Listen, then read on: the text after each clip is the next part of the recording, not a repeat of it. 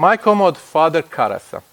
Majka, on je došao kod nje i, Dimi, my son. I ona mu je rekla da ona ne želi u bolnicu, zato jer ovo je moja kuća, ja želim biti ovdje. Ipak se završilo u bolnici.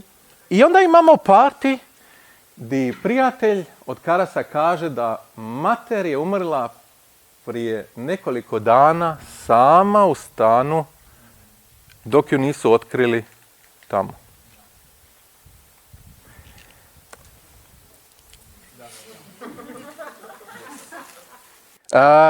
Je li čudno, jel? Yeah, right? I što sad s tim? Ovo vam govori da morate preispitivati svaku rečenicu što se u tom filmu kaže. Ovaj dio se nije dogodio. Ovaj cijeli dio je vizualno manifestirano najveći strahovi kojeg Dimi ima. To je njegov strah. Jer znate što je odmah nakon ove scene u bolnici? Što je odmah nakon točno zalipljeno na tu scenu? Ide boksat, tako je. On tokom boksanja razmišlja o tome. Zašto vi to ne znate? Zato jer na nikoji način to nije naznačeno.